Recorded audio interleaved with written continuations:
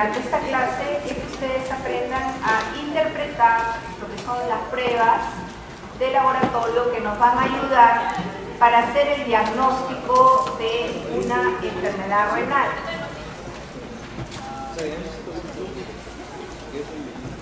Bien, ¿en qué casos primero para pedir una prueba de laboratorio en un paciente que sospechamos una enfermedad renal? Primero tenemos que sospechar la enfermedad renal, ¿no? Y las enfermedades renales muchas veces se acompañan de síntomas y signos que nosotros podemos relacionar directamente al aparato genitourinario. Como por ejemplo puede ser que su paciente le diga estoy orinando sangre. Entonces, si su paciente le dice estoy orinando sangre, ustedes necesariamente van a sospechar que algo anda mal en el aparato genitourinario. Pero también puede ser que tenga otros síntomas que pueden asociarse a enfermedad renal como a no renal. Uno de ellos puede ser el edema, ¿no? Ustedes ven acá el edema. ¿Cómo se llama eso que se hunde? Fovea. Entonces, un edema que deja fovea puede deberse a un problema renal, pero también puede deberse a un problema circulatorio. Entonces ahí vamos a tener que dilucidar cuál es el problema de nuestro paciente. Puede ser que tenga un dolor lumbar.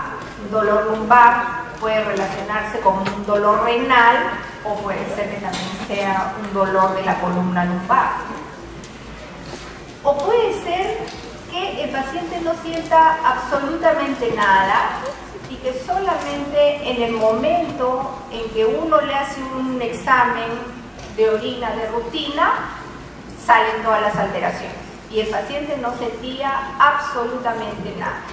Muchas veces ocurre eso. El paciente no siente nada, se hace un examen de orina y salen todas las anormalidades, ¿no? Yo les comentaba a los de mi grupo que había un señor que trabajaba conmigo, justamente él hacía los exámenes de orina en el laboratorio, pero nunca se había hecho él mismo un examen de orina y un día se lo hace y salió que tenía una alteración renal muy severa, un riñón poliquístico, finalmente hizo una insuficiencia renal y luego falleció, pero no sentía absolutamente nada.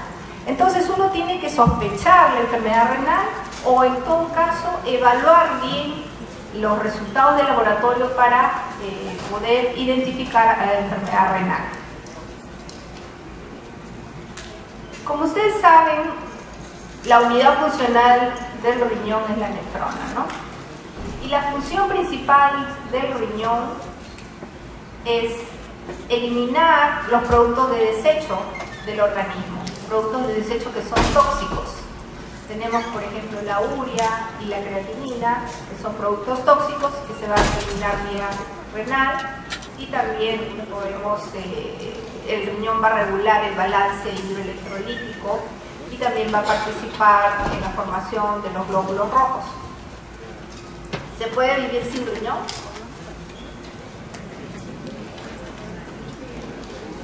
¿Con uno y sin ninguno? ¿No? Sí, si te dializas, sí. Puede dializarse. Bueno, ahora se puede todo. Se puede dializar, se puede hacer un trasplante renal. ¿Es posible vender su riñón? No, no se puede vender el riñón. Eso, cuando alguien necesita un riñón, no se puede comprar el riñón porque tiene que ser una donación voluntaria. Puede ser que le done el padre al hijo, o como la Selena Gómez, ¿no?, que le donó su amiga, pero no se puede comprar, porque si no, ustedes van a uno de los pueblos jóvenes del Callao donde yo trabajo, y todo el mundo le va a querer vender su riñón, ¿eh? Porque no conocen el valor, lo hacen por el dinero, y eso no puede ser, eso no está reñido con la ética, ¿no? No debería ser. Bien, podríamos hablar de la plata de mar un montón. Solamente les voy a contar un casito. Una vez una chica tenía insuficiencia renal, entonces su hermano compartían la misma compatibilidad, ¿no? Entonces le dijo al hermano para que le done un riñón, si el hermano tenía dos. Y el hermano, no quiere, ¿no? Finalmente, un día el hermano iba en una moto y se accidenta terriblemente, muerte cerebral. Entonces, claro, la hermana era sumamente compatible, el riñón tendría que haber sido para ella. Esta vez, la paciente no quería aceptar el riñón. No. ¿Por qué? Porque mi hermano en vida no quiso donarme y yo no voy a hacer, cuando él está muerto, no voy a hacer algo en contra de su voluntad. Tanto se insistió que sí, que vamos a hacer el trasplante renal, vamos a hacer, porque tú, o sea, si se lo ponen a otro de repente no funciona, en cambio contigo va a ir perfecto, hay que saber aprovechar. Bueno, al final la chica se trasplanta, ya que no saben qué, pasó un tiempo y lo rechazó. El cerebro puede más, el cerebro parece que hizo que la chica rechace el riñón, a pesar de que eran compatibles, ¿sabes? Bueno, como les digo, se puede hablar mucho. Entonces, estamos frente a un paciente en el cual sospechamos una enfermedad renal, ya sea por los signos o por los síntomas que presenta nuestro paciente. Entonces, nosotros tenemos que ubicarnos aproximadamente dónde puede estar el problema renal, ¿no?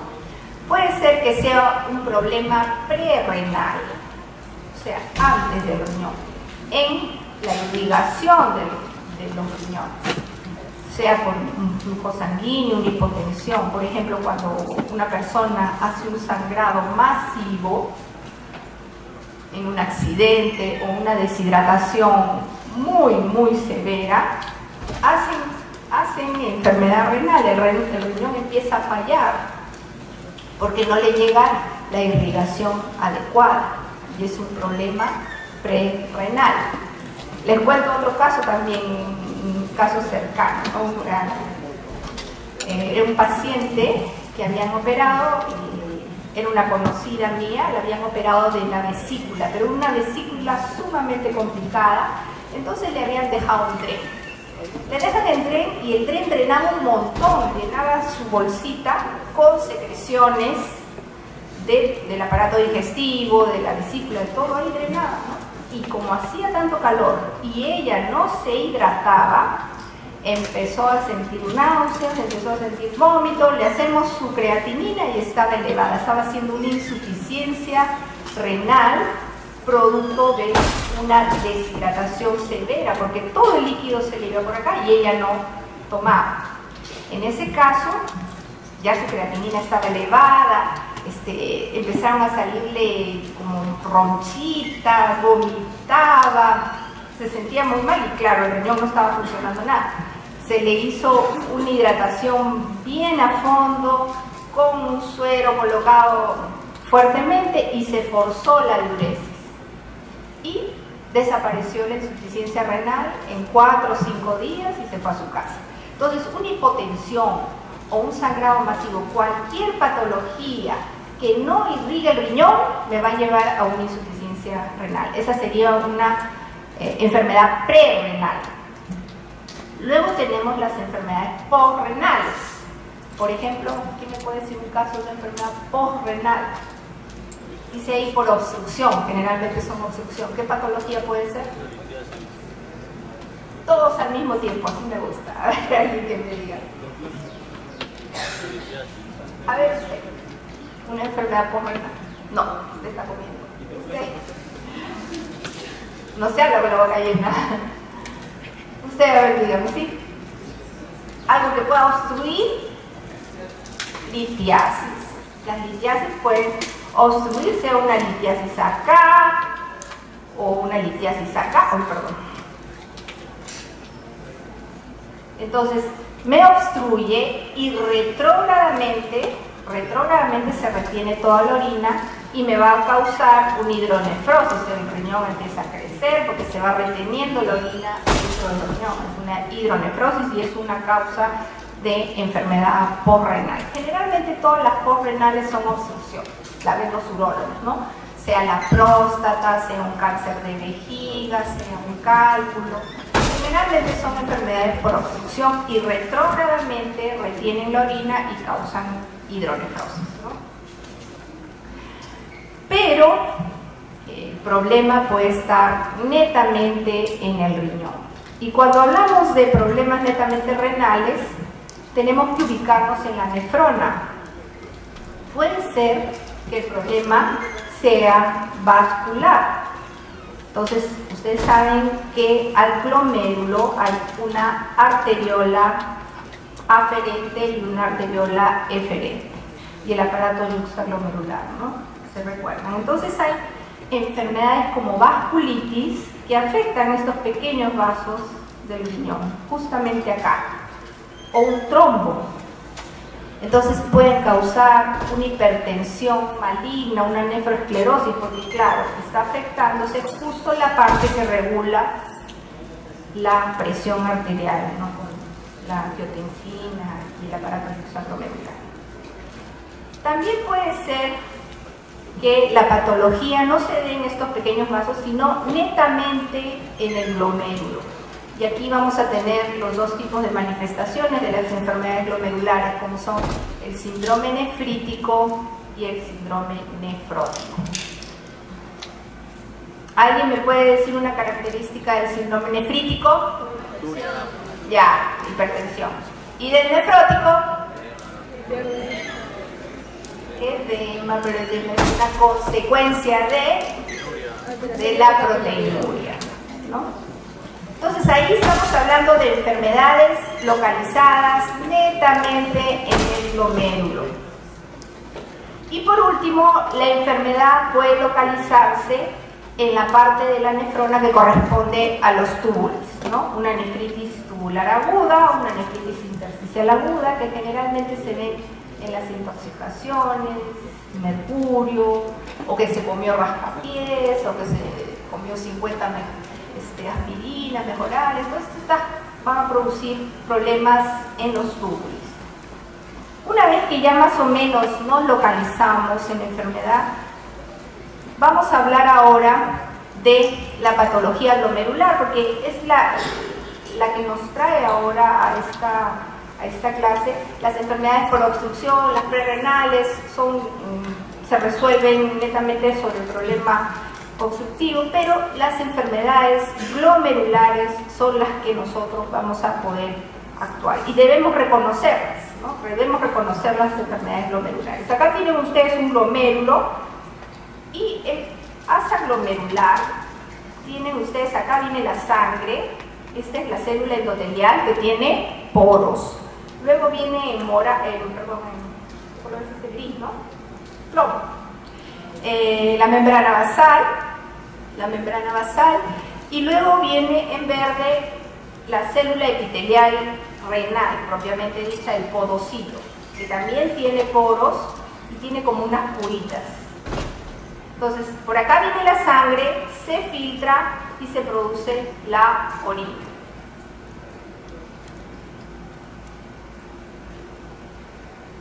Todas estas asas glomerulares están sujetas por una matriz mesangial, ¿no? El mesangio es lo que sujeta todas las asas glomerulares.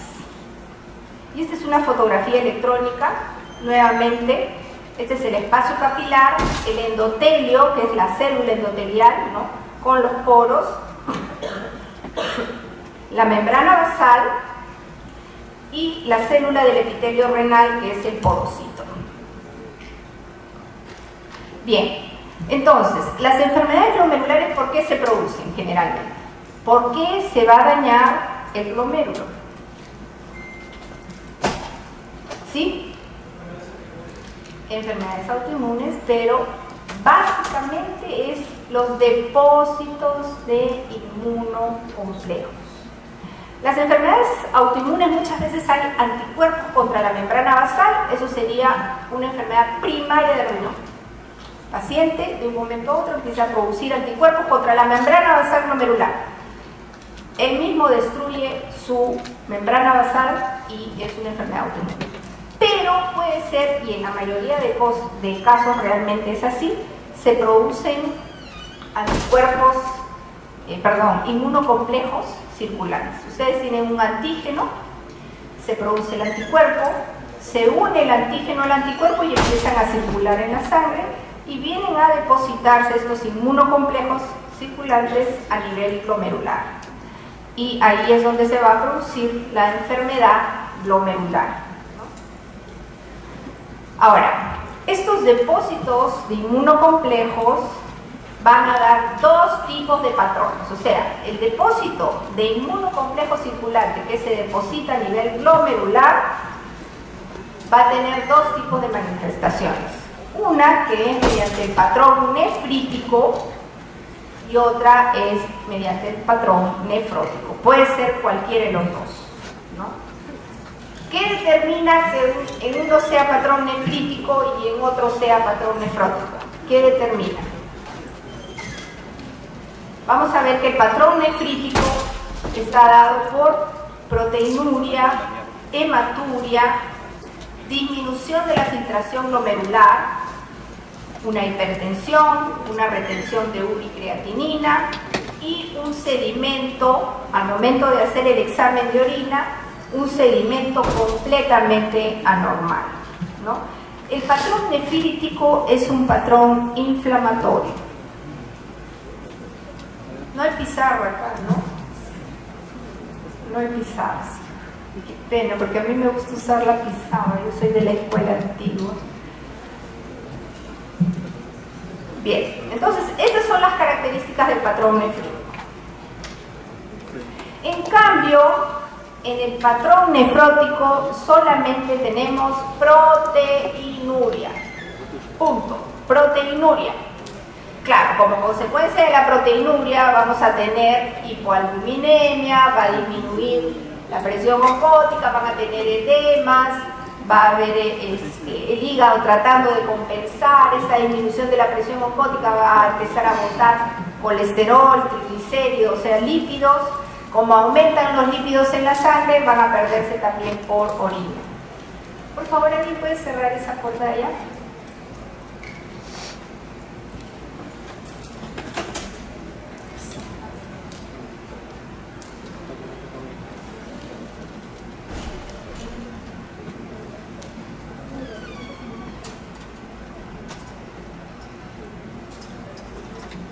Gracias. Bien, entonces en el patrón nefrítico miren todo lo que tenemos, una serie de síntomas. ¿Por qué?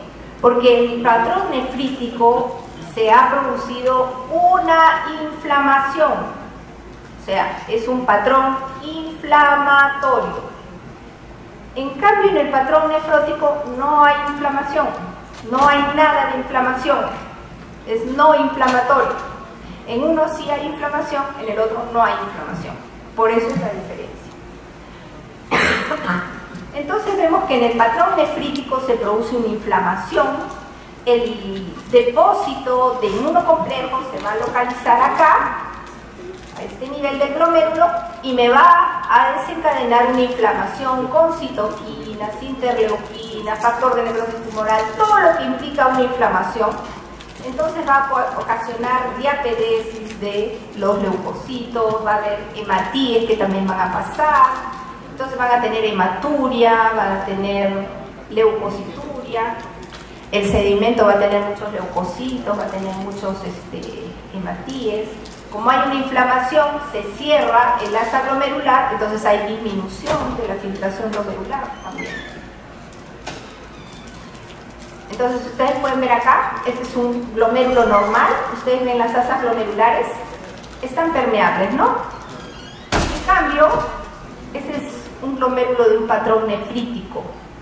Las asas glomerulares se encuentran inflamadas y cerradas. Cada uno de estos puntitos, o sea, normalmente uno debe ver más o menos 50 núcleos, ¿no? Pero acá hay muchos más puntitos de estos azules que son leucocitos, porque ha habido una inflamación glomerular y ha cerrado el asa glomerular, por eso disminuye la filtración glomerular. Y si disminuye la filtración glomerular, vamos a tener retención de urea y creatinina, la ASO-M. Entonces, eso nos explica todos los síntomas que tenemos en el síndrome nefrítico, ¿no?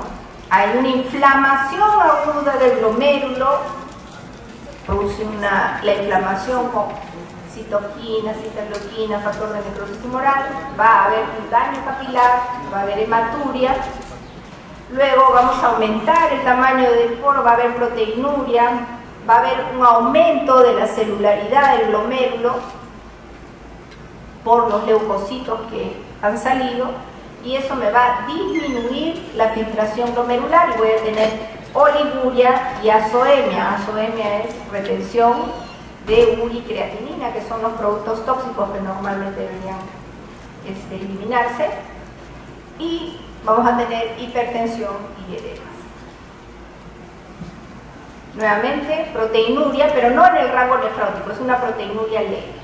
Hipertensión, oliguria, decimos oliguria cuando es menos de 500. Urea, normalmente ¿cuánto vamos a orinar? ¿Alguien sabe? Más o menos de 2 litros y medio, ¿no? Decimos oliguria cuando es menos de 500. Vamos a tener urea elevada, lo normal de la urea es hasta 40, vamos a tener urea más de 40, creatinina elevada más de 1.2, y vamos a tener en el sedimento un montón de células, ¿no? Que pueden ser células epiteliales, leucocitos, hematíes, cilindros. Eso se llama sedimento telescopado. Sedimento telescopado es aquel que presenta todo tipo de células, todo tipo de células. Entonces, normalmente tenemos un volumen urinario de 1 a 2 litros por día, poliuria cuando tenemos más de 2 litros, oliguria menos de 500 y decimos anuria cuando es menos de 100. En el patrón nefrótico, que es un patrón no inflamatorio, solamente vamos a tener proteinuria, una proteinuria mayor de, acá hay un error, 3.5 gramos. 3.5 gramos en 24 horas. Obviamente, si se pierden las proteínas, vamos a tener hipoalbuminemia, baja la albúmina en sangre. Se pierde la presión oncótica, el hígado trata de compensar esto botando colesterol y triglicéridos, va a haber aumento de colesterol y triglicéridos, y esto también se puede perder por orina, vamos a tener lipiduria. Vamos a tener la principal manifestación que son los edemas, ¿no? Los edemas, y la orina cuando elimina proteínas se ve una orina espumosa. Pero fíjense en las asas glomerulares, tan normales, tan permeables. ¿Por qué? Porque no hay inflamación. No hay inflamación. Entonces, nuevamente la pregunta, ¿por qué si la patología, digamos, la fisiopatología en ambos casos es el depósito de inmunocomplejos circulantes, por qué a veces me da un patrón nefrítico y a veces me da un patrón nefrótico? Diferentes. ¿Dónde está Castillo? A ver, usted.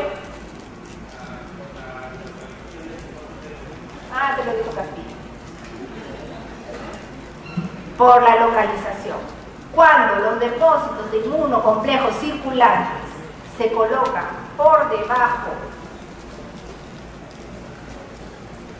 acá, por debajo del endotelio, o sea, imagínense acá, un depósito debajo del endotelio, decimos subendoteliales, entonces está más cerca a las células sanguíneas, y cualquier complejo circulante a ese nivel me va a desencadenar, como está cerca a la sangre, me va a desencadenar interleuquinas, citoquinas, factor de necrosis tumoral, con la migración de hematíes, leucocitos, etc.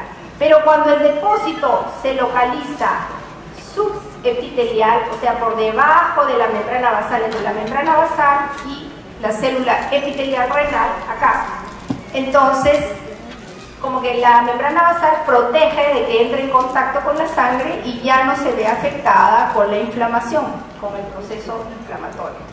¿Correcto? Entonces, en la proteinuria, solamente el depósito de inmunocomplejo va a afectar a la membrana basal y la afecta de tal manera que hay una proteinuria masiva, una albuminuria. Eso ocasiona que disminuya las proteínas en sangre, la albúmina en sangre, hipoalbuminemia, disminuye la presión oncótica, el hígado trata de compensar esto botando más lípidos. Por otro lado, dentro de las proteínas que se pierden inmunoglobulinas y va a ser una persona que está más propensa a las infecciones. Y no solo eso, sino que también pierde inhibidores de la coagulación, como son la antitrombina 3, que es otra proteína, y va a tener un problema hipercoagulable. Hemos tenido casos de niños que vienen con un síndrome nefrótico muy intenso, está perdiendo 10 gramos de proteínas en 24 horas por orina, es un caso severo, y de pronto un gran dolor a nivel lumbar y es un trombosis de la vena renal, hay que sacar el riñón, ya no sirve. Entonces, se ha producido un trombo de la vena renal y es una situación de gravedad, ¿no? ¿Por qué? Porque ha perdido tanta proteína que se perdió junto con la proteína los factores que impiden la coagulación. Bueno, eso son todo lo que se pierde en el síndrome nefrótico, no solamente albúmina, sino también inmunoglobulinas, factores de complemento, fibrinógeno, etcétera, ¿no? Y como se pierde grasa, lípidos por orina, se van a formar este tipo de estructuras que son los cilindros grasos, ¿no? Se ven formando. Bien, entonces, según la edad, vamos a ubicarnos con el síndrome nefrótico. En niños generalmente se debe a una enfermedad de cambios mínimos. Y en adultos, la causa más frecuente del síndrome nefrótico es diabetes, ¿no? Si ustedes van a una sala de hemodiálisis, la mitad de los que se están realizando ahí, ¿por qué?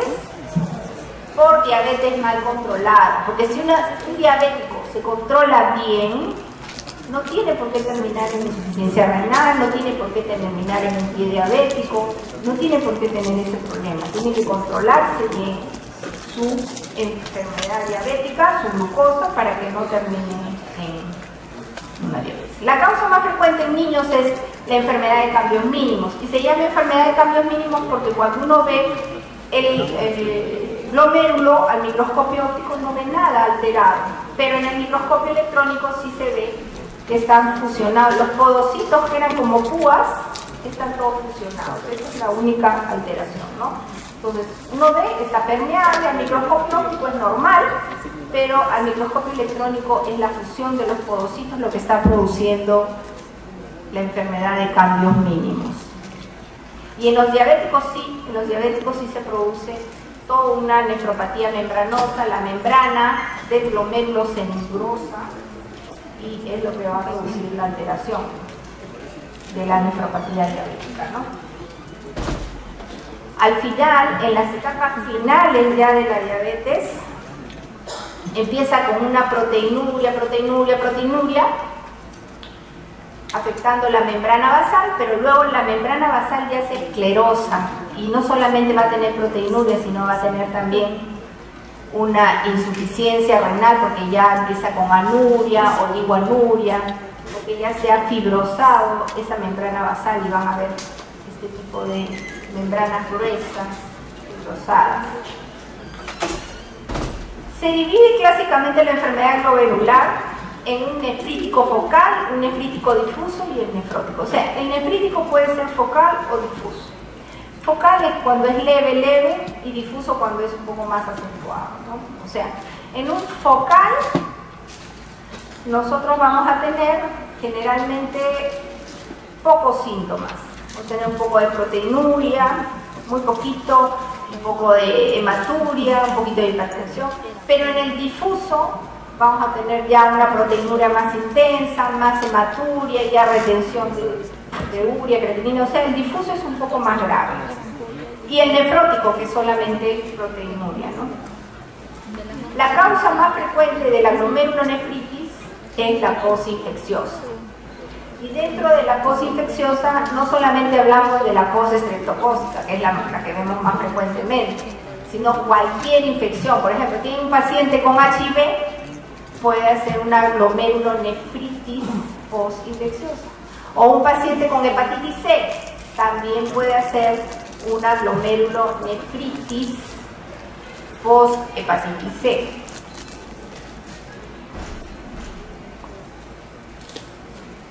Entonces ahí sí, en la glomerulonefritis el patrón inflamatorio hace que todos estos puntitos son leucocitos que taponan las asas glomerulares.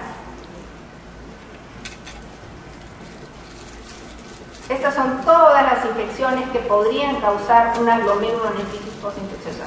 Lo más frecuente es estreptococo, no postestreptocócica, pero puede ser estafilococo en una endocarditis, puede ser viral, Epstein-Barr, varicela, puede ser luego de una infección por citomegalovirus, o incluso parásitos también pueden producir una glomerulonefritis. O sea, cualquier cosa que me lleve a la formación de antígeno anticuerpo circulante que luego se va a depositar subendotelialmente en el glomérulo. Lo más frecuente, como les mencionaba, es la postestreptocócica, ¿no? En la cual el paciente tiene una infección por estreptococo beta hemolítico, que es una cepa nefritogénica. Entonces, puede ser que sea faringia o puede ser que tenga un impétigo.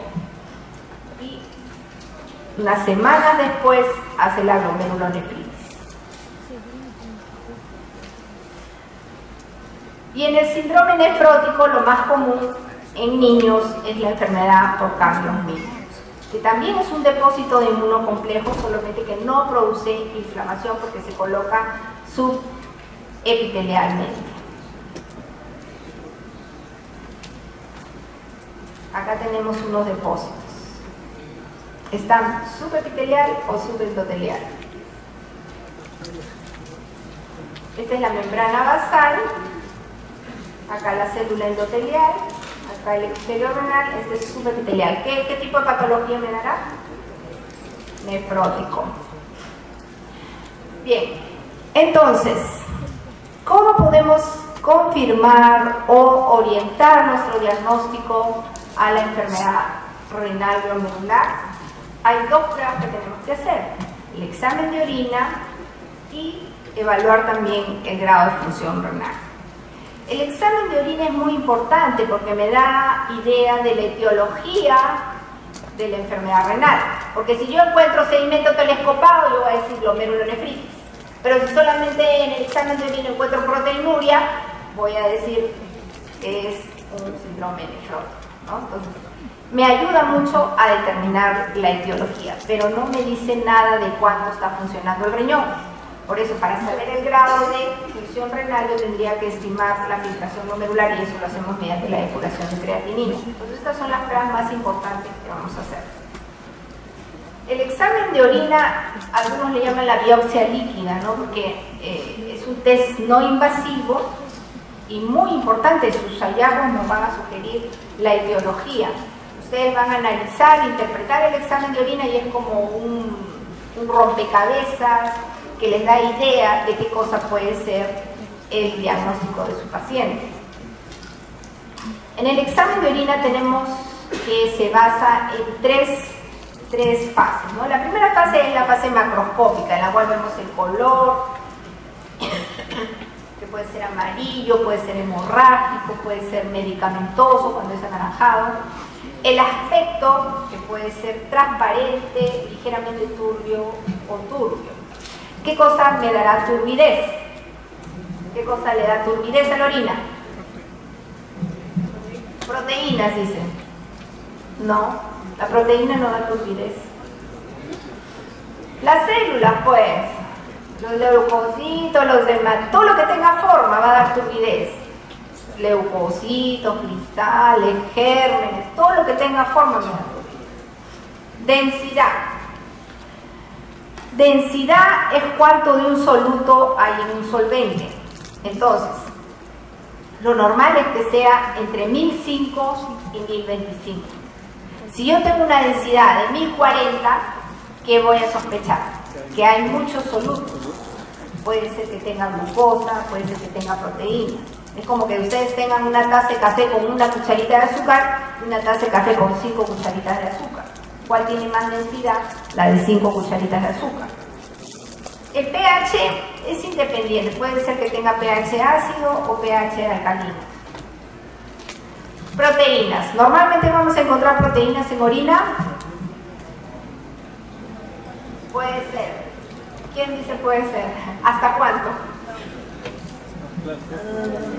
¿Hasta cuánto podemos encontrar? O sea, si a todo este salón yo les hago examen de orina y les busco proteínas, seguramente no hay, ¿no? Pero podríamos encontrar un poquito de proteínas hasta 150 miligramos en 24 horas.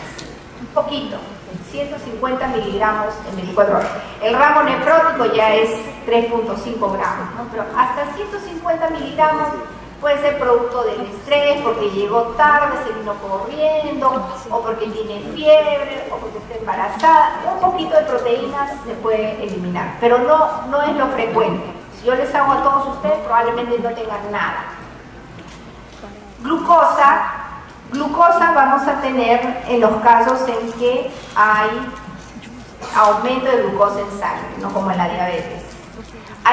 Toda la glucosa que hay en la sangre se filtra por el glomérulo, toda, y se reabsorbe por los túbulos, todo. Pero cuando supera la capacidad de reabsorción, porque hay demasiada glucosa, cuando supera, entonces empieza a aparecer en orina. Y ese umbral se encuentra ¿en cuánto? En 180, en algunos con 160. Entonces, cuando sobrepasa 180 miligramos de glucosa en la sangre, supera la capacidad de reabsorción y aparece un poco de glucosa en la orina. ¿Quiénes pasan de 180? Los diabéticos. Los diabéticos tienen 200, 300 de glucosa en sangre, entonces aparece en orina.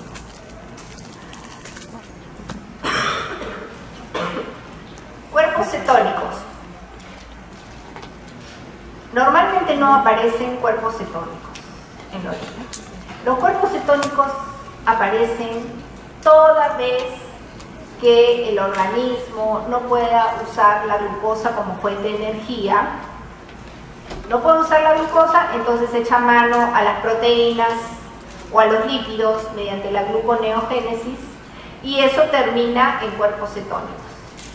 Entonces, generalmente los diabéticos pueden hacer una cetoacidosis, porque como no pueden usar los diabéticos la glucosa, tienen que echar mano a los lípidos, producen muchos cuerpos cetónicos y se produce una cetoacidosis diabética, ¿no? Pero no todos los cuerpos cetónicos son diabetes, porque ustedes en un examen de orina pueden tener cuerpos cetónicos y no tener glucosa. Entonces, eso se debe a que el paciente se ha venido en un ayuno desde el día anterior. A veces vienen los pacientes en un ayuno muy prolongado y normalmente el organismo, tratando de obtener fuente de energía, echa mano a los lípidos y va a producir algo de cuerpos cetónicos sin que sea una cetoacidosis. Pero en cambio, cuando la glucosa está presente en la orina y además están presentes los cuerpos cetónicos, eso sí puede ser una cetoacidosis diabética. Urobilina. Urobilina, generalmente lo que se pierde por de urobilina en orina es muy poquito. La urobilina se forma a nivel intestinal. Normalmente la bilis es secretada a nivel del intestino, ¿no es cierto? En el intestino sufre la acción de bacterias. Se forma estercobilinógeno que da color a las heces y el urobilinógeno, que este urobilinógeno se reabsorbe para ser reutilizado por el hígado. Es la circulación enterohepática, ¿no? Se produce, la bilis llega al intestino, sufre la acción de bacterias, estercobilinógeno da color a las heces y el urobilinógeno se reabsorbe para ser reutilizado por el hígado. Pero cuando el hígado está inflamado, por ejemplo, un cirrótico, no puede reutilizar esta urobilina que ha sido reabsorbida. ¿Y por dónde la va a eliminar? Por riñón. Entonces, si ustedes encuentran Pudobilina en orina. 4 cruces, hay que pensar que hay un problema hepático. Bueno, sangre puede tener muchas causas, ¿no? Sangre puede ser una hematuria, una hemoglobinuria, etc. Y nitritos, generalmente en el examen de orina se reportan nitritos cuando hay germen, porque los nitritos son producidos por los gérmenes. Antes los pediatras tenían su tirita de orina y la sumergían en orina y si veían nitritos decían, infección urinaria. Pero no es tanto así, ¿no? Porque a veces hay gérmenes y no todos los gérmenes producen nitritos. O sea, tiene infección por un germen que no produce nitritos y no lo va a dejar de diagnosticar, ¿no? Bien, entonces hemos visto la parte macroscópica, la parte de la tira, y la tercera parte del examen de orina es el sedimento urinario, para lo cual se centrifuga la orina, 10 mililitros de orina en un tubito a 2.500 revoluciones por minuto durante 5 minutos. Nunca se usa este tipo de centrífuga. Este tipo de centrífuga es una cochinada, no sirve. ¿Por qué? Porque ustedes lo centrifugan y como el cabezal es fijo, se forma, en vez de que se forme un sedimento, se forma como un pico. ¿No es que el tubo se centrifuga inclinado? Eso no sirve. Tiene que centrifugarse en una centrífuga de cabezal móvil. De tal manera que el cabezal al centrifugar se gira y todo el sedimento se forma en un botón, ya no tiene pico. Y una vez que tenemos ya el botón, eliminamos el sobrenadante y con el botón suspendemos en una lámina portaobjeto, le ponemos un cubreobjeto y lo vemos al microscopio. ¿Qué vamos a ver en el sedimento urinario? Podemos ver células epiteliales que generalmente provienen de la vagina. Eso quiere decir que los varones, ¿cuántas células epiteliales van a tener? 0 a 1, nada. Cuando se realiza un buen aseo, una buena toma de muestra de la orina, también las células epiteliales en las mujeres puede ser 0 a 1, pero muchas veces no ocurre así y van a haber células epiteliales provenientes de la vagina. Pueden ver leucocitos, pero los leucocitos es normal solamente hasta 5. Piocitos es cuando se pegan los leucocitos. Por ejemplo, si yo tengo de 20 a 25 leucocitos por campo, obviamente algunos se me van a pegar y ya son piocitos, porque eso a la larga, si hay muchísimo, más de 100 más piocitos, eso ya se convierte en pus. Hematíes es normal solamente hasta 2 por campo, más ya es patológico. Cilindros, podemos encontrar cilindros en orina. Los cilindros es normal solamente el hialino, y solamente de 0 a 1. Todos los demás cilindros son patológicos. Cristales, los cristales sí pueden ser normales. Lo que pasa es que la orina elimina sales y estas sales pueden precipitarse según el pH, ¿no? Pero hay cristales patológicos. Y también vamos a ver gérmenes y podemos ver levaduras. Esto todo ya es parte del sedimento urinario que vemos en el microscopio. Acá tienen ustedes células epiteliales. Acá tienen un cilindro al cual se le han pegado leucocitos. Cilindros leucocitarios se ven en el síndrome nefrístico.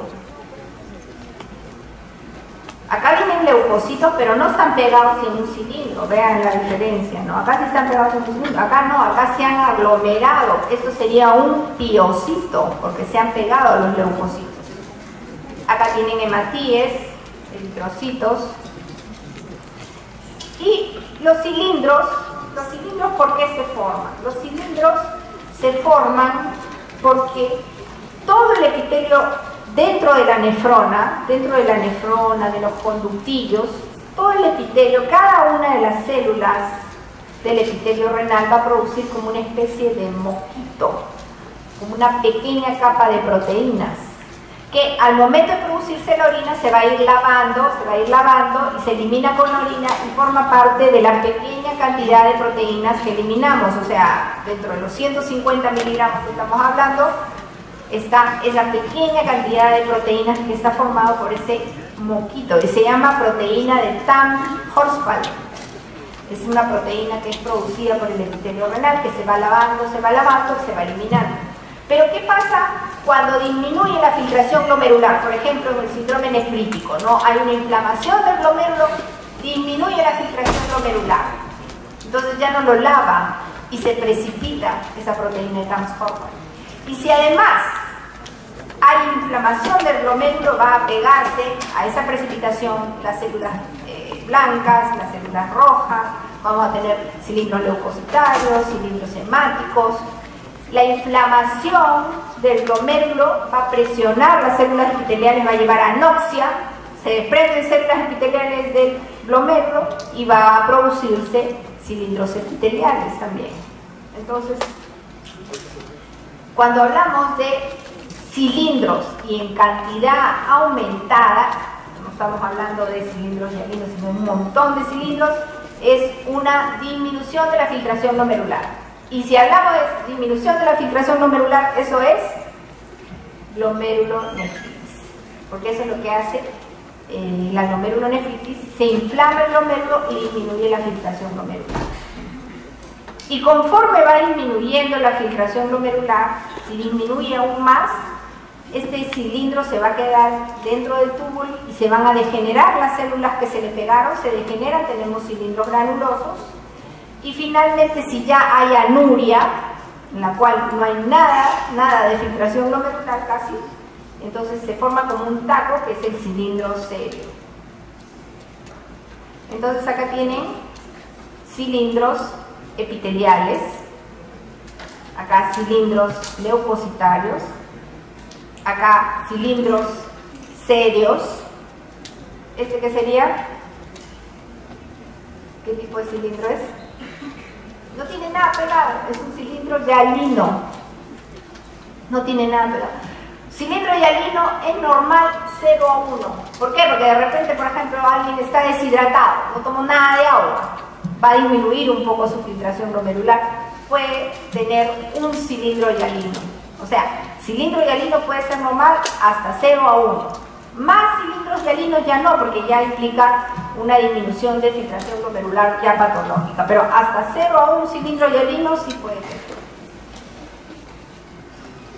Ahora los cristales. Como les digo, la orina elimina sales y estos se pueden precipitar. Van a tener ustedes cristales de orinas ácidas cuando el pH es ácido, como son los uratos, los oxalatos, y cristales de orinas alcalinas como son los fosfatos, carbonatos. No tiene mayor importancia clínica, no significa nada, no significa cálculo, no significa. Todos podemos eliminar cristales. Pero, ¿alguien ha tenido cálculo alguna vez? ¿Alguien ha sufrido de cálculo? Porque dice que el dolor del cálculo es como el dolor de un parto. ¿Nadie?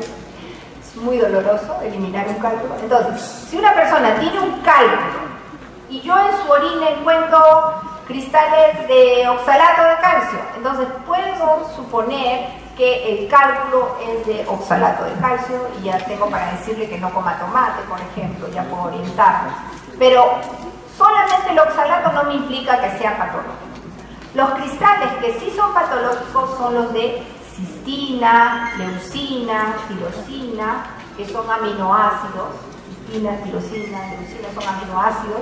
Normalmente no debemos eliminar aminoácidos por orina, a menos que el hígado esté completamente dañado y no pueda sintetizar proteínas a partir de aminoácidos.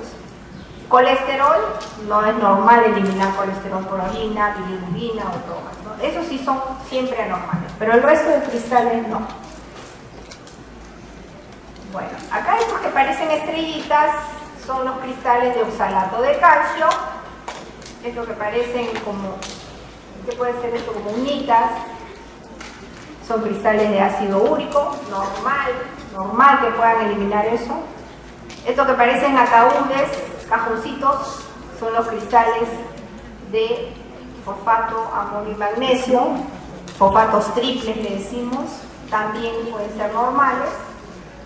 Pero estos que ya son así hexagonales son cristales de cistina y eso sí es patológico.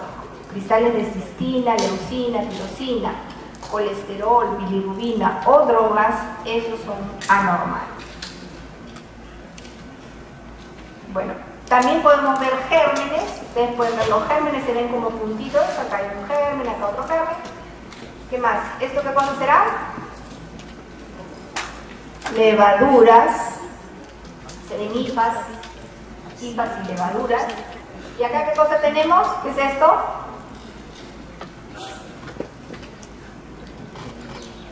El problema es que todos salgan al mismo tiempo. ¿Qué es esto así, transparentito? Un cilindro hialino. Un cilindro hialino. ¿Normal o patológico? Normal si veo 0 a 1, pero si ya veo muchos, ya es patológico, ¿no? Veamos ahora la hematuria. Uno tiene que pensar en hematuria de acuerdo a la edad. Si yo tengo un chiquito de 8 años, no va a pensar que la hematuria es por cáncer de próstata, ¿no? Entonces, de acuerdo a la edad, un niño con hematuria, yo pienso en glomerulonefritis. Un anciano con hematuria, yo pienso en cáncer de vejiga, cáncer de próstata. Alguien como ustedes, con hematuria, yo pienso en cálculo. En cálculo o en TB. ¿Por qué? Porque estamos en el Perú. Todos ustedes van a ir al hospital y si no usan mascarillas, después van a estar por el laboratorio. En serio, estoy hablando en serio, se ve mucha TB, tienen que cuidarse y tienen que comer bien. Nada, las chicas, nada de que, ay, yo no como eso, yo no como eso. Porque hemos visto casos de, había una interna, yo como una lechuga, yo como una lechuga en el almuerzo, una lechuga en el desayuno, y después su chapa era champainita, porque se le picó el pulmón, decía la TB. Entonces, todos ustedes que ahorita están yendo a hospitales a ver enfermos, por favor se me alimentan bien. Bien, entonces la causa de la hematuria uno puede sospecharla, que puede ser renal, puede ser del urétero, un cálculo, puede ser de la próstata, de acuerdo a la edad. De acuerdo a la edad uno va a sospecharlo, ¿no? Generalmente cuando veo una orina roja, no todo es hematuria. No todo es hematuria. Yo centrifugo la orina. Y si el sobrenadante me queda transparente y acá abajo un botón, un sedimento rojo de hematíes, quiere decir que eso es hematuria. Pero si yo la centrifugo y sigue estando rojo, eso ya no es hematuria, eso ya no son glóbulos rojos. ¿Qué son esos? Pueden ser beturia, que es cuando uno come beterraga, puede ser porfiria. Le paso la tirita y me sale positivo para hemoglobina, puede ser hemoglobinuria, pero ¿saben qué? Miren, la hemoglobina generalmente no se va a filtrar tanto, tiene que ser una hematuria realmente masiva para que, perdón, tiene que ser una hemoglobinuria realmente masiva para que aparezca en orina. Y mioglobinuria sí, la mioglobina sí aparece en orina, y la mioglobina proviene del músculo y se da cuando hay demasiada destrucción de músculo. ¿En qué casos hay demasiada destrucción de músculo?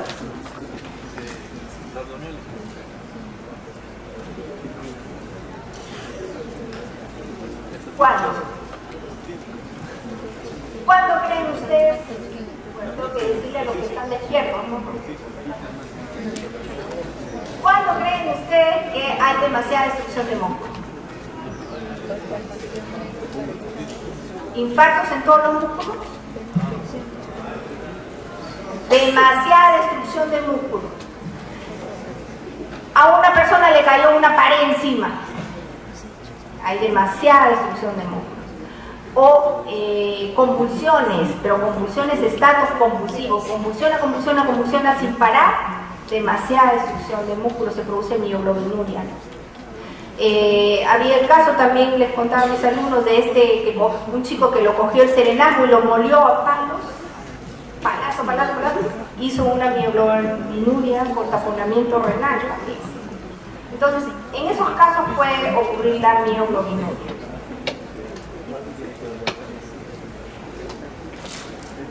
¿Cómo vamos a diferenciar cuando la hematuria es de origen glomerular, o sea, por un síndrome nefrítico. Si yo veo hematuria glomerular, estoy hablando de síndrome nefrítico, o una hematuria extraglomerular, que puede ser diferentes casos, ¿no?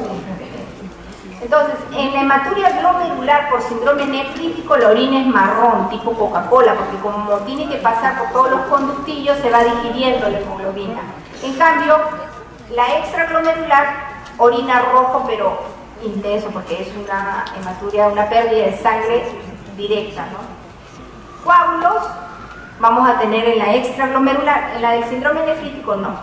Proteinuria tendremos en la glomerular, en la del síndrome nefrítico. También ahí vamos a ver los hematíes dismórficos, porque al momento de pasar por los conductillos se van distorsionando la morfología del hematíe. Y cilindros hemáticos también lo vemos en la glomerulonefritis, o sea, en la hematuria glomerular, porque disminuye la filtración glomerular, hay hematíes, se forman los cilindros hemáticos. Ahí pueden ver los hematíes con su morfología conservada. Entonces esta sería una hematuria baja, extraglomerular. Pero si ya veo un cilindro me indica hematuria glomerular. Y si veo hematíes dismórficos, que le falta un pedacito o que le sobra un pedacito, eso es glomerular. Esta es una fotografía. Hay otra prueba que es la prueba de los 3 vasos, ¿no? Se le hace orinar al paciente en 3 vasos. Si los 3 vasos están rojos igual, es una hematuria glomerular. Si es el último vaso el que es más rojo, es porque la hematuria proviene de la vejiga, porque al momento de contraerse la vejiga, salen los coágulos. Y si es el primer vaso el que está rojo, es una hematuria de la uretra, ¿no? Porque es lo primero que sale. Bien, entonces cuando sospechamos un problema glomerular con hematuria, con cilindros hemáticos, con glóbulos rojos dismórficos, tenemos que pensar en el síndrome nefrítico. Y habíamos dicho que la principal causa de síndrome nefrítico, sobre todo en niños, era la postinfecciosa. Y dentro de la postinfecciosa, la postestreptocócica. Entonces, otra de las pruebas de laboratorio que tendríamos que agregar a las pruebas de examen de orina serían los anticuerpos antiestreptococos, ¿no? Entonces, podemos hacerle la antiestreptolicina O, antiolinurasa A, antiestreptokinasa, antieneasa, para poder investigar si es que está haciendo una glomerulonefritis de origen postestreptocócico.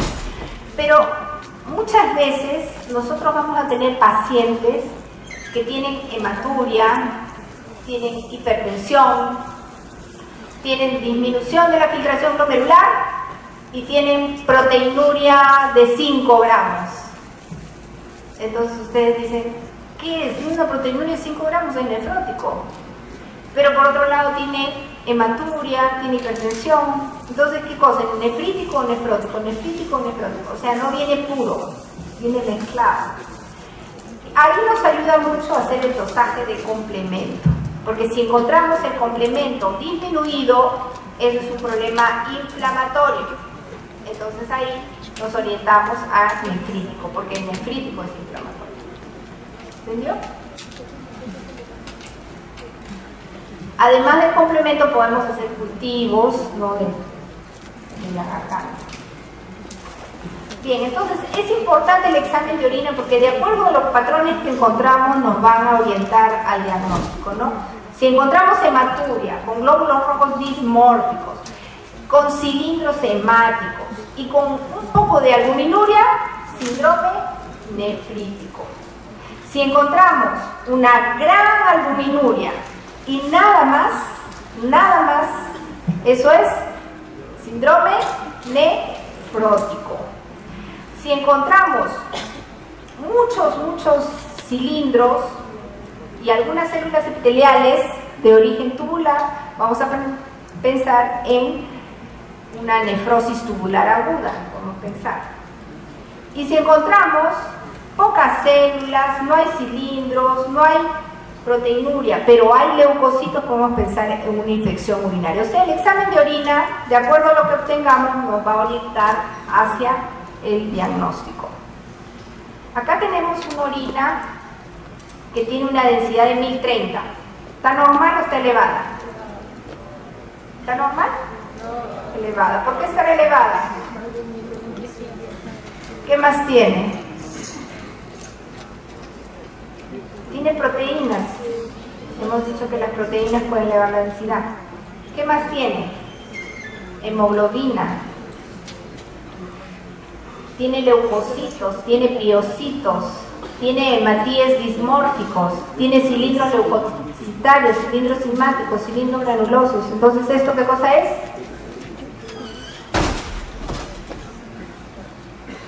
¿Qué será? Nefrítico, glomerulonefritis. En cambio, acá tenemos una orina, que tiene glucosa, tiene acetona, tiene nitritos. ¿De dónde provienen los nitritos? De los gérmenes. Entonces, en el sedimento urinario encontramos leucocitos, piocitos y gérmenes tres cruces. ¿Qué es esto? Infección urinaria. ¿Y la glucosa?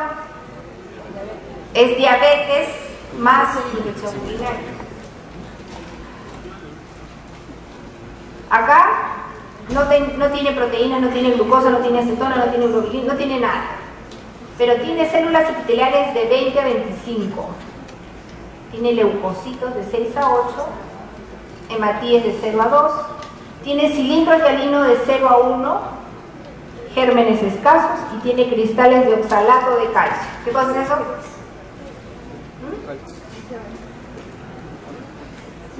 ¿Perdón? Es una mujer. No tiene nada, pues. Células epiteliales no significa nada. Leucocitos, como tiene tantas células epiteliales que provienen de la vagina, hemos dicho leucocitos hasta 5, ¿no? Pero como tiene tantas células epiteliales, de repente un poquito de secreción vaginal ha tenido. Cilindro hialino 0 a 1 es normal, no tiene nada. Cristales de oxalato de calcio es normal, o sea, es una orina normal. Bien, entonces la orina nos está llevando a un diagnóstico, pero no me dice cuánto de riñón me queda funcionando. Yo necesito saber, luego de tener una enfermedad renal, cuánto de función renal tiene. Entonces, para el grado de función renal, necesito estimar la filtración glomerular. ¿Y cómo voy a proceder yo a estimar el grado de función renal que tiene ese riñón? ¿Cuánto le queda de función renal? Entonces, uno puede ser haciendo la urea y la creatinina, porque hemos dicho que el riñón lo que hace es excretar estos productos de desecho. Si yo tengo la urea y la creatinina elevada, significa que ahí hay un problema de función renal.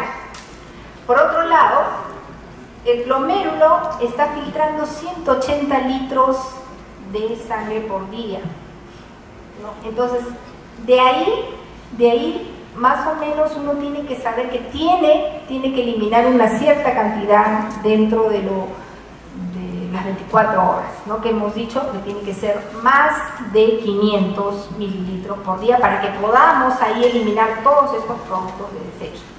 Entonces, para estimar la filtración glomerular, antiguamente usaban una sustancia externa que era la inulina. Entonces le inyectaban una cantidad de inulina por la sangre y esa misma cantidad tenía que eliminarse por el riñón. Entonces ahí yo ya sabía que todo estaba filtrando adecuadamente. Pero la inulina era un producto tóxico, ¿no? Entonces se echó mano de la creatinina, que es un producto del metabolismo del músculo. Sufre poco metabolismo en otro lugar y se elimina por riñón. Muy poco metabolismo y se elimina por riñón. Entonces, se usó la depuración de creatinina para saber cuánto del riñón estaba filtrando, ¿no? Entonces, la primera cosa que uno tiene que ver es cuánto está la creatinina en sangre, o la urea, ¿no? Pero más que nada la creatinina, porque la urea se ve influenciada por la cantidad de proteínas que uno come. Pero la creatinina no, la creatinina es producto directo del músculo. Entonces, a mayor creatinina en sangre, ustedes van a tener menor función renal. La creatinina normal es hasta 1.2. Entonces, si está a 1.2, ustedes van a tener una buena filtración glomerular. Y existe la fórmula de la depuración de creatinina. Hay muchas fórmulas. Apréndanse esta, que es la más fácil, la que usamos todos los días. Todos los días yo en el laboratorio estoy haciendo más o menos unas 40, 50 depuraciones, todas con esta fórmula. Entonces, esta es la fórmula que vamos a usar, es la que deben aprenderse. En la cual la creatinina en orina la multiplicamos por el volumen minuto. La multiplicamos por el volumen minuto. ¿Cómo hallamos el volumen minuto? Es el volumen de orina de 24 horas dividido entre el número de minutos que tiene el día. El día tiene 1440 minutos. Entonces, por ejemplo, si orina 2880, ¿cuánto será el volumen minuto? 2880 mililitros eliminó esta señora, orinó. ¿Cuánto sería su volumen minuto? 2, porque 2880 entre 1440 es 2. Si tiene la creatinina en orina en 50 y la creatinina en sangre en 1, entonces 50 por 2, 100. Entre 1, 100. Entonces su depuración de creatinina sería 100. Lo normal es que la depuración de creatinina esté entre 70 y 140. Eso es lo normal. Luego uno tiene que corregirlo de acuerdo al peso y la talla, porque la cantidad de músculo que puede tener una persona de 1,50 m no es la cantidad de músculo que puede tener una persona de 2 metros. Entonces uno tiene que corregirlo. Y la fórmula de depuración de creatinina corregida, bueno, no está acá, pero la depuración de creatinina corregida, anótenlo por favor, es igual a la depuración de creatinina que nos da con esta fórmula por 1.73 entre la superficie corporal del paciente.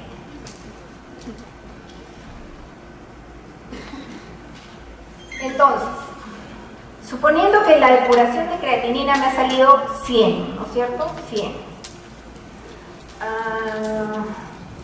¿Cuánto pesa usted? ¿Cuánto mide usted?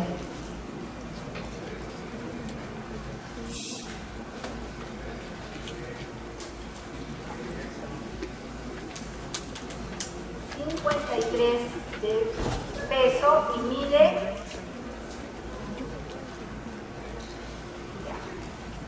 entonces su superficie corporal acá me da la superficie corporal, va a ser 1.48. Suponiendo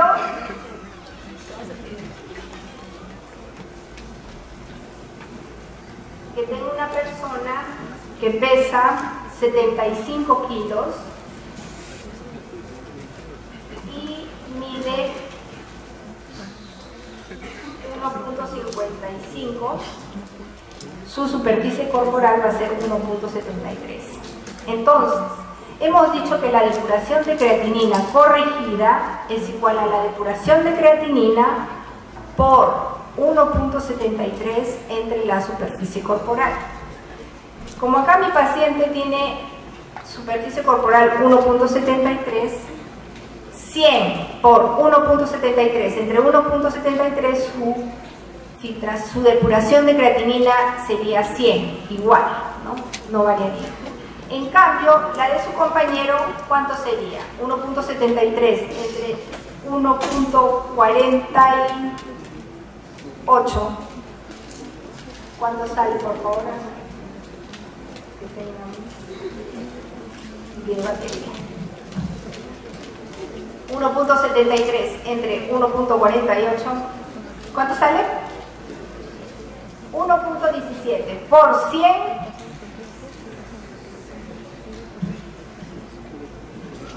117. Entonces, es importante la corrección de la depuración de creatinina, porque con una persona que tiene una superficie corporal de 1.73, que pesa 75 kilos, la depuración va a ser 100, pero con una persona que pesa menos, que pesa 52, la depuración de creatinina va a ser 117. Esa es la verdadera, la corregida es la que importa.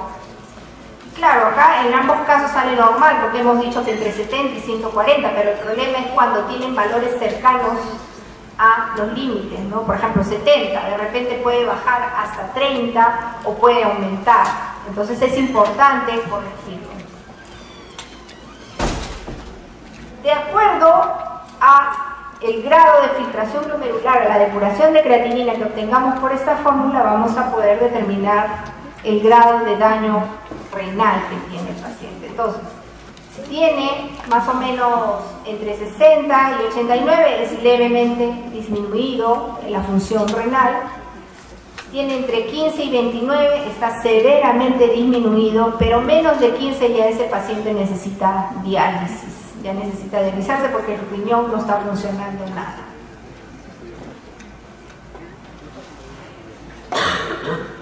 Vamos a ver ahora la evaluación de la proteinuria y el síndrome nefrótico. Entonces, habíamos dicho que es normal eliminar hasta 150 miligramos de proteínas en 24 horas. En niños hasta 140 miligramos por metro cuadrado de superficie corporal. En el síndrome nefrótico el problema que hay es que hay una gran proteinuria. ¿Cuál es el error acá? 3.5.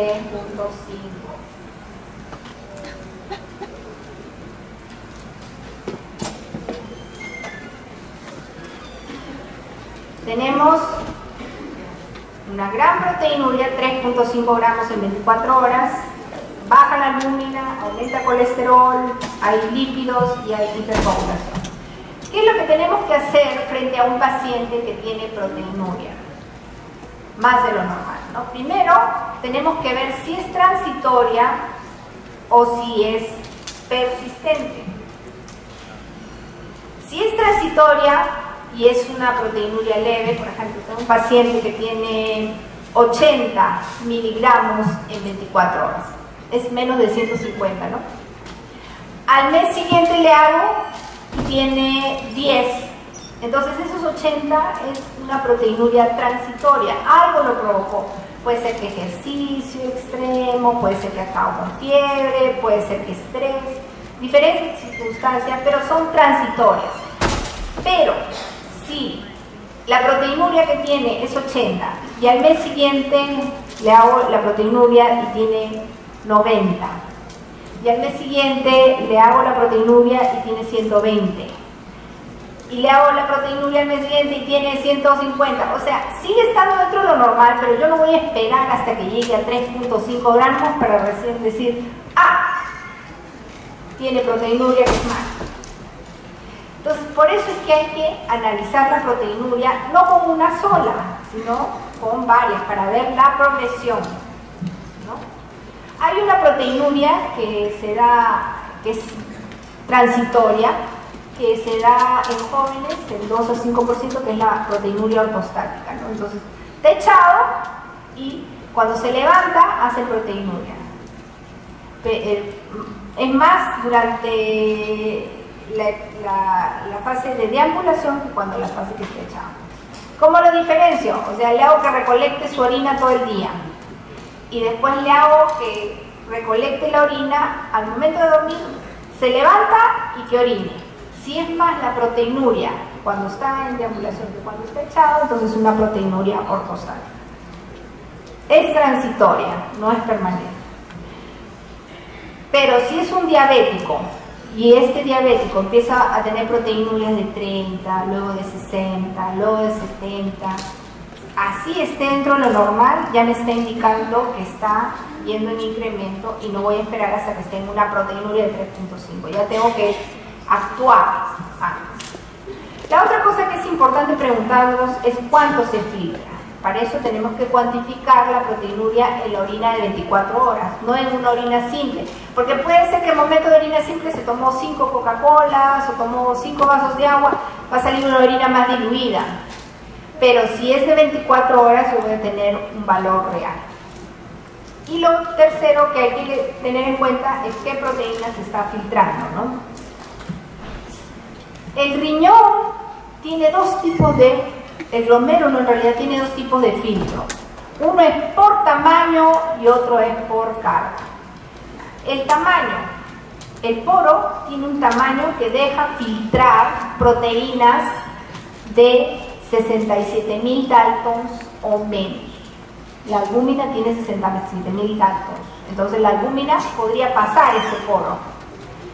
Y el otro filtro es de carga. La membrana basal está cargada negativamente, entonces rechaza todo lo que está cargado negativo, lo repele. La albúmina tiene 67.000 Daltons, pero tiene carga negativa, entonces por eso es que no pasa.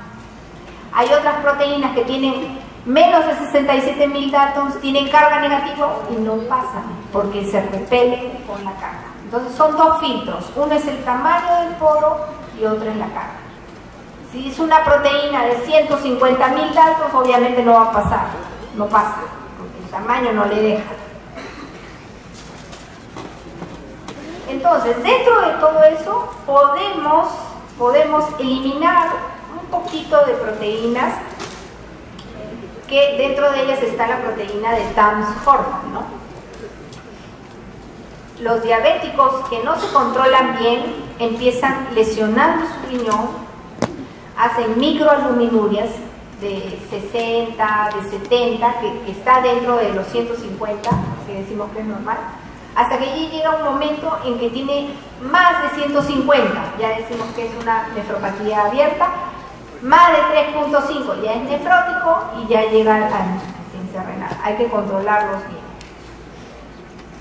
Muchas veces es difícil tomar la orina de 24 horas, porque el paciente no sabe recolectar.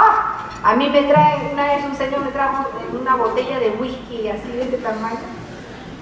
Me dijo, doctora, por favor, ¿me puede devolver la botella? Porque mi vecino me ha pedido. Entonces, recolectó su orina, yo vacié toda la pichi y le devolví su botella. Pero es mejor recolectar la orina de 24 horas porque, como les digo, hay variables que pueden hacer que esté más diluida o más concentrada la orina. Sin embargo, en caso de que el paciente no esté en condiciones de recolectar la orina 24 horas, ustedes pueden aplicar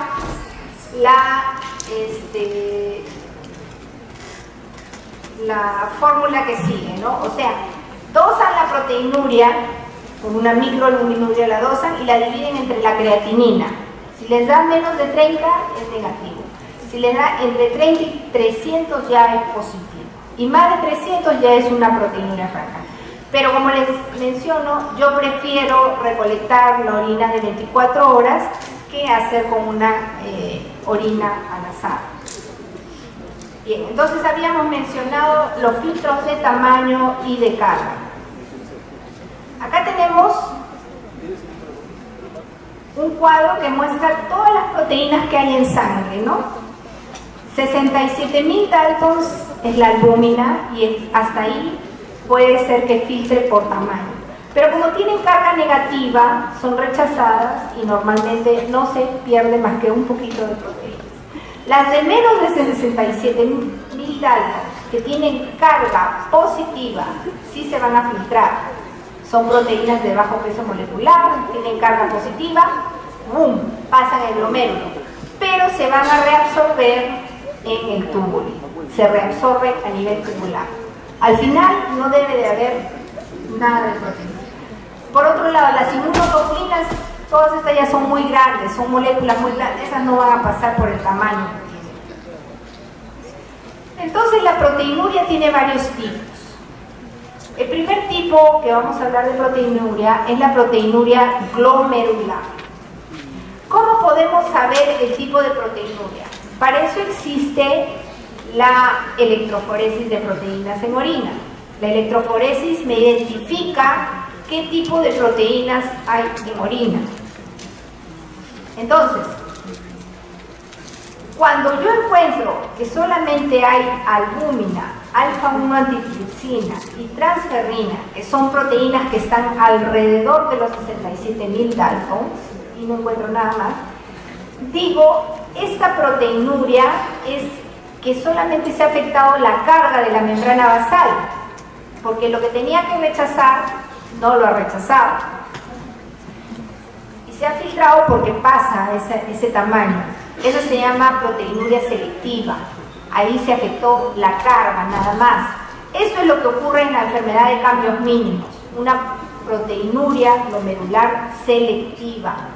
Eso en la enfermedad de cambios mínimos. No se afecta el tamaño del poro, solo se afecta la membrana, la carga de la membrana. En cambio, si yo al momento de hacer la electroforesis no solamente veo albúmina, transferrina, sino que veo ya inmunoglobulinas, que son proteínas que ya tienen 150.000 Daltons, 180.000 Daltons, quiere decir que ya ahí no solamente se afectó la carga, sino que se afectó el tamaño del poro. Entonces, eso es una proteinuria no selectiva, ya, ese glomérulo ya es una coladera, porque si ya se afectó el tamaño del poro ya no hay nada que hacer, ya es una coladera. En el caso de la proteinuria selectiva, entonces voy a ver estas cosas, pero en el caso de la no selectiva voy a ver, además de esto, voy a ver inmunoglobulinas, que son moléculas más grandes que antes no filtraban y que ahora sí se están filtrando. Normalmente, en una orina normal, yo puedo encontrar un poquito de albúmina, hasta 150, nada más, un poquito. Pero si ya encuentro, además de albúmina, en mayor cantidad, alfa-1 antitripsina y transferrina, quiere decir que se afectó la carga y es una proteinuria selectiva. Pero en cambio, si además de albúmina, alfa-1, transferrina y inmunoglobulinas, ya se afectó el tamaño del poro y esta es una proteinuria glomerular no selectiva. ¿Está claro las proteinurias glomerulares? Luego tenemos la proteinuria tubular. Ya.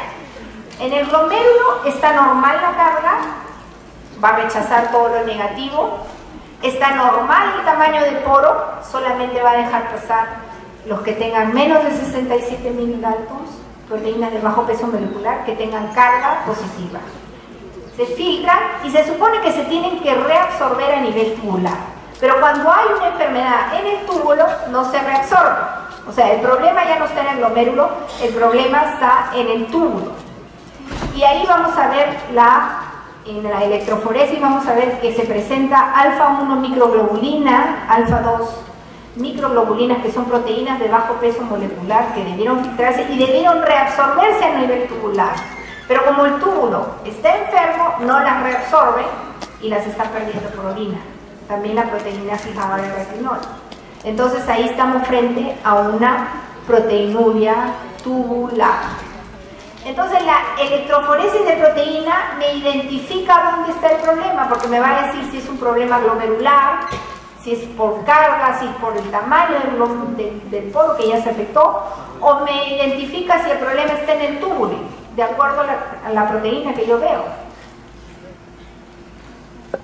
Y el último tipo de proteinuria es la proteinuria por sobrecarga. O sea, el glomérulo filtra lo que tiene que filtrar, rechaza por carga lo negativo, filtra por el tamaño que debe filtrar. El túbulo también está bien, reabsorbe todo lo que tiene que reabsorber, las proteínas de bajo peso molecular las reabsorbe, no hay problema en el túbulo. Pero ¿qué ha ocurrido? Ha habido una producción tan grande de proteínas de bajo peso molecular que sobrepasa la capacidad de reabsorción del túbulo por sobrecarga. Eso es lo que ocurre en el mieloma. En el mieloma es una enfermedad de las células de la sangre en la cual se producen un montón de cadenas ligeras. Las células plasmáticas producen gran cantidad de cadenas ligeras, que son proteínas de bajo peso molecular. Entonces, se filtra lo que tiene que filtrarse en el glomérulo, se reabsorbe lo que tiene que reabsorberse a nivel tubular, pero es tal la cantidad de proteínas de bajo peso molecular que supera la capacidad de reabsorción que tiene el túmulo. Más o menos lo que ocurre con la glucosa en la hiperglicemia. Y ya aparece un montón de cadenas ligeras en la orina. Acá tienen una proteinuria glomerular selectiva, la albúmina, la transferrina, esa debe ser la alfa-1 antitripsina, proteína selectivamente aparece. Acá es una no selectiva porque ya tenemos inmunoglobulinas, transferrina, un montón de proteínas, ya prácticamente casi igual que la de sangre. Este es en sangre. O sea, en sangre y en orina tienen ustedes más o menos lo mismo, porque ya el glomérulo es una coladera. Acá tenemos una proteinuria por sobrecarga. Esta banda de acá es una banda de cadenas ligeras. Detrás de una banda de cadenas ligeras. Entonces esta es una proteinuria por sobrecarga. De un mieloma puede ser esta banda monoclonal. Ahora, cuando yo le hago la tira de orina, no la detectan, porque la tira de orina solamente detecta albúmina. Entonces no me lo va a detectar. Tenemos que hacer una prueba del ácido sulfosalicílico, que ahí sí lo va a detectar. El ácido sulfosalicílico se le echa unas gotas a la orina y se ve la precipitación. Todos los ácidos lo que hacen es precipitar las proteínas. Entonces ahí en el ácido sulfosalicílico yo voy a poder detectar todas las proteínas que puedan eliminarse por orina. Bien, esta es una clasificación de las proteinurias que ya hemos visto, ¿no? La transitoria, la ortostática, por sobreflujo, la persistente glomerular, la túbulo intersticial, etc. Y este es un cuadro sinóptico para cómo debemos proceder ante una proteinuria. Entonces, ante una proteinuria, ver la cantidad. Si es una cantidad baja, ver si es transitoria o si es persistente. Si es ortostática, realmente no es de mayor importancia porque es transitoria, pero si no es ortostática hay que cuantificar, ¿no? Hay que cuantificar la proteinuria y proceder con la electroforesis. De acuerdo al patrón electroforético vamos a poder determinar el tipo de proteinuria, si es glomerular, si es tubular o si es por sobrecarga. Entonces, ahí de acuerdo a eso vamos a ver si es por sobrecarga, estamos frente a un mieloma y hay que evaluar las cadenas ligeras, ¿no? Si no, ya nos quedamos con una proteinuria glomerular y eso tendríamos que determinar el tipo de proteinuria glomerular, qué es lo que está pasando con ese glomérulo que está filtrando proteínas. Bien, nuevamente, ¿qué tipo de proteinuria es? Este corrido electroforético selectiva, glomerular selectiva. Acá glomerular no selectiva. Esta tiene proteínas de bajo peso molecular, nada más. Tubular. ¿Alguna pregunta?